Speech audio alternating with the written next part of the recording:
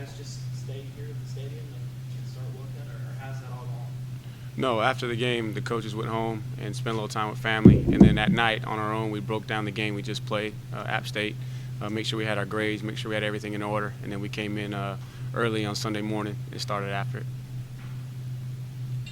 When you look at Louisville's defense, what's different than last year? Obviously, they lost a lot of players to the NFL. What's different? I wish there was something different. I mean, you talk about they lost 6 guys to the NFL, but they just reload. You know, they picked up 3 transfer guys that fit in. And their 2 interior D tackles are going to be as good as anybody we play in the country. Number 98 is a special player. He was there last year, so he's got a lot of experience. 44 is a really good player. And then the end that they picked up from TCU, I think he was a transfer, very athletic. Reminds you a lot of the 94 that graduated from last year. And then they picked up Harvey Clemens from Georgia. There's a long, athletic safety, guy that can play back on the hash and then also play the nickel Sam. So you don't see a whole lot different numbers, but the body types look very similar. They're aggressive, they're fast, they're physical. So it's going to be a good challenge for our guys. Tony, how do you get the guys focused on what you just told us and not the fact that Louisville's over? Just cut on the film. Well, when you cut on the film versus Auburn, and obviously you know Auburn likes to run the football. That's their bread and butter. And you see those guys holding the line of scrimmage, making plays. And then when you see Louisville, obviously they had a little different mentality. They play more of a nickel personnel versus Houston, I mean. But you still see them moving around, controlling the line of scrimmage. So you don't have to tell them. You just say, hey, look at the tape, boys. And then they know last year that team that we played last year, they felt like, you know, they walked out of here and left some doubt that we kind of stole the game from them. So they're going to be ready to play, and they're very talented. And also, too, you talk about a wounded animal is a dangerous animal because their back's in the corner. They're going to be playing at home. They should be 0-2. They believe they should be 0-2, and they're going to be ready to prove it. Coach Lee, you said the other day that you needed to continue to build depth, that was the bottom line that he took from that game. Is that applicable to particular areas on offense? You know, I think you want to build depth at all positions. You know, I'll start with the running back position. You know, obviously Wayne is the guy. He's had the majority of carries, but you know lives a tough life. So you got to have guys ready to step in and play. And then on the offensive line, they're in there, guys following them all the time. You look at Norton's situation. You know, you get hit from the side on the knee. You got to have somebody else that's ready to run in there and play. And then with the skill guys, as fast as we played, you know, tempo was an emphasis for us. You talk about 49 plays in the first half of the first game, 52 in the first half of the second game. So that's a lot of plays that you're playing, and if you keep that pace up for 4 quarters, you need a lot of skill guys that can roll and play. Are there any particular concerns in any area? Particular concerns? No, not at this point. Talk about all the new pieces in the offensive line, the communication, and the crowd noise and the effect that's going to have on the game. Have you guys prepared for that over at the practice facility? You know, Coach changed up the way we practice, and so we have music going pretty much all the time during practice. So that's forced us to communicate better. It's a challenge from a coaching standpoint because you know we can't yell as loud as the music is, but it's been good for our guys because they've been practicing like that the entire camp. And we are doing a little bit more of the crowd type noise instead of just music playing to help those guys get ready. So obviously we know we're going into a loud environment and communication is going to be critical. They've done a good job in the games that they've had, and then hopefully with what we do this week, they'll be prepared. You talked about 98, Sheldon Rankins. What kind of sets him apart? He's got that 303-pound body, but what else about him is special? Well, if you look at him in the first game, they played him out on the edge. You know, so he's athletic enough. It looks like he's running better this year. Very physical at the point of attack. Really quick feet. Good leverage. Plays well with his hands. So he's got the ability to play inside, but then also get out on a tackle and use his weight and his quickness to change it up on a tackle. So he's got a lot of skills. What was your assessment of the offensive line? You know, just looking from a mental standpoint, I thought we were all headed in the right direction. Now, App State did a good job of changing the alignment of their backers. You know, they did some things knowing that we were going to come in and try and run our inside zone, so they kind of shift the backers. And we more so it was technique issues, staying on a double team a little bit too long with the backers plussed over a little bit. We weren't able to get back off of it. But overall, thought the communication was good. We were headed in the right direction. We just had a couple technical breakdowns that we got to get cleaned up, which they've identified. They've accepted responsibility and been working on it already. When Mike Williams went down, did you notice any kind of a different approach to Sharon about him in practice, or did they let you believe that you could have the kind of game he had with that? You know, I think it started at the beginning of camp. You know, he knew that this was his year. Now, I don't think he anticipated that Mike was going to get injured and he'd have to step in, at the 9 role and be the prominent guy. But you did see a little bit of a sense of urgency after Mike was determined to be out for a while. But I think it started before Mike's injury, and then when Mike did go down, it kind of proved to him that he has to be ready, and I think he's ready to accept the challenge. He's been waiting for several years to have a game like that. What do you think that'll allow him to do, I guess, moving forward, confidence-wise, and just all that kind of stuff? Well, I think it validates all the hard work that he's put in. He's waited his turn, whether it be injury or some of the other guys here, and not being able to get on the field and do the things that he wants. And he's made some big plays for us. But I think coming out and having a dominant game like he did does build confidence, and we're going to need him to play at a high level with a lot of confidence for a lot of snaps throughout the course of the season. Where's Stanton at physically and within the game plan? I think Stanton's coming along. He's moving around pretty good, and again, we're gonna have to use all of our tight ends because again, you're playing 80 snaps a game. That's tough for Leggett to play all 80 plays, and Garrett is getting in there. But you got to slowly bring Garrett along because he has to be involved in the pass protection, the run blocking, and the pass routes. So I think Stanton is still that guy that you go to right after Leggett. And again, this game right here, we're going to have to use a little bit of 12 personnel, 11 personnel, mix it up, so you're going to see those guys out on the field. If Seconder's available, do you still favor Garrett blocking jumbo-type personnel, or is Stanton capable of taking that? When we go to like a jumbo personnel, all of them are on the field, so we have to use all those guys. I think Garrett is probably a little bit ahead from just a lead blocking standpoint, just because he's a little bit heavier and he's not dealing with the knee. But we have to use all those guys in that situation. And then Stanton has to be ready because if something happens to Garrett, then he's the guy that replaces. So all those guys have to be able to do everything that we ask of that position. Tony, Deshaun's not had to be a significant part of the run to this point. I would think going forward that's going to creep in to be more of a staple of this offense. Do you see opportunities in this game, or do you need him to do that more? Well, I think whenever he's able to run, he creates an extra hat for us on offense. And so as going forward, we know we're going to have to run him a little bit. Got to be strategic in how we do it.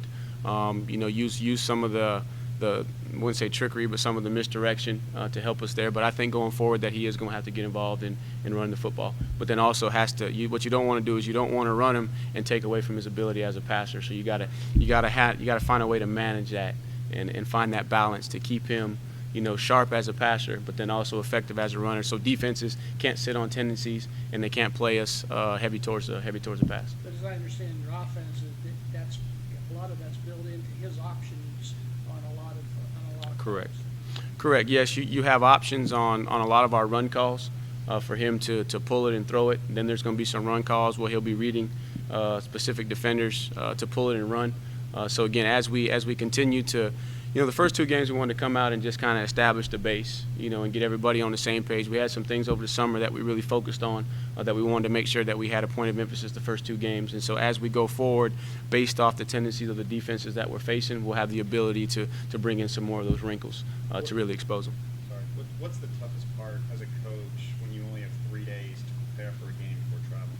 Oh, man. One, no sleep.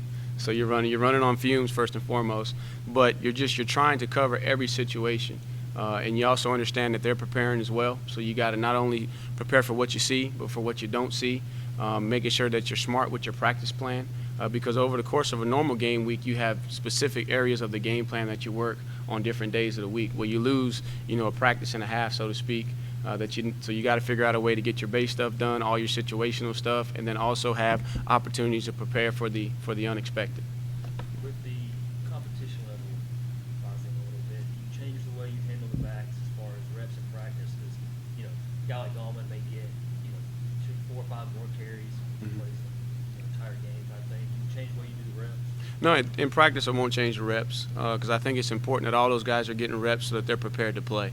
And then you also challenge Wayne in a situation if you're not getting as many reps because everybody else is getting those reps, you got to take mental reps.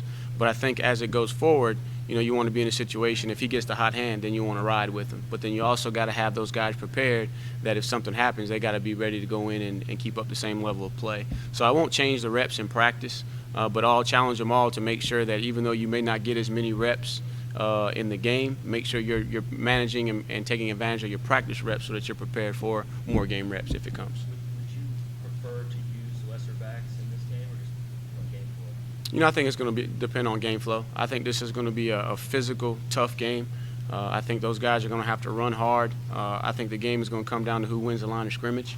And so it's going to be a tough physical game. And so, if Wayne is seeing it, and he's disciplined with his eyes, then you got to let him roll. But I got to find a guy that's just like last year. It ended up being Choice.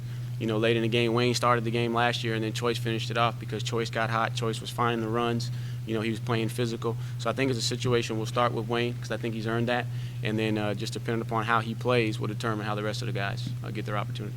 Coach, you're 2 weeks in. Is there anybody that's making a move up the depth chart, whether it's from third team, second team, or second team, first team, whether it's quarterback, offensive line, receiver? I think Guillermo is pushing Norton at the center position. And at the running back spot, now with Zach being back, and ready to roll, I'm seeing him kind of push towards the front. At the tight end position, it's about kind of how it's been with Leggett at the top and the rest of those guys chasing him. And then at the wideout spot, really just trying to get Dion to come along. I think he's very, very talented, but with the transition from going from quarterback to receiver, it's taking a little bit longer than we would want, but it's right on track if that makes sense to you. Continue to push Ray because I think Ray is a guy that can push for more snaps to help Artavis. Because again, if you got a good 1-2 combo at that two-man position with as much as we do, that makes you very explosive. So I think those are the ones that are pushing the most probably. Coach, bad snaps seem to be a bit of a chronic issue first couple games. I think there were 3 on Saturday and a couple in the first Right. game. Norton seemed to be great with his snaps after the Florida State game last year. Right.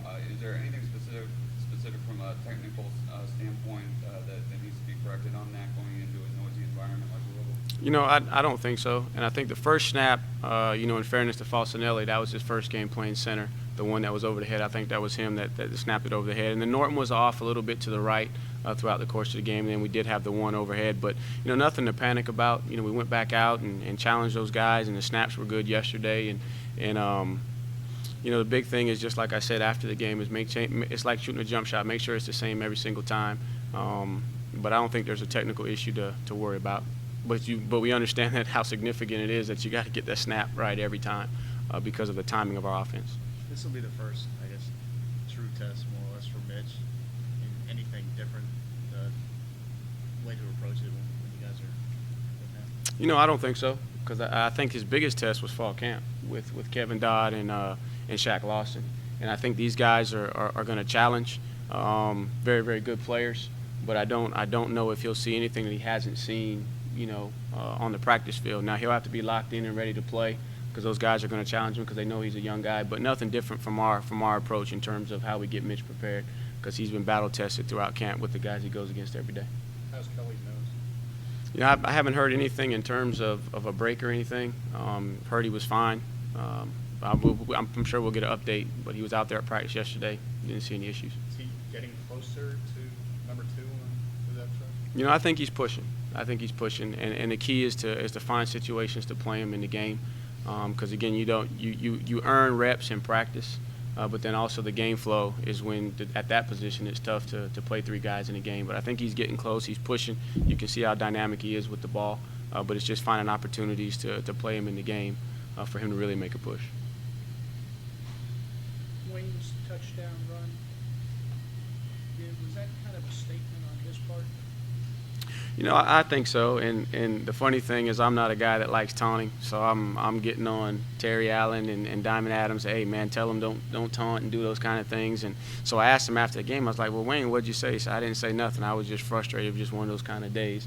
So I think that was an indicator because early on, he was running hard, but he let a couple guys tackle him with one arm. So he got a little bit frustrated. We challenged him, and then he came back and he ran like the way he's capable of running. So I think that was kind of a statement just for him because he was frustrated in himself because he wasn't as sharp early on in the game as he should have been. And Deshaun's touchdown pass to Sharon, was that one of the longest throws for a touchdown you've ever seen? I believe so, and it was in the air forever, but it was on time, and we had been planning to run that play and tried to set it up, and we call it, and we're like, oh no, we don't have the look that we want. We thought we were gonna catch him in a certain look, but he found a way to get it out to Sharon. Sharon was behind him, and it was a good play. probably the biggest play of the week for us. Anything else?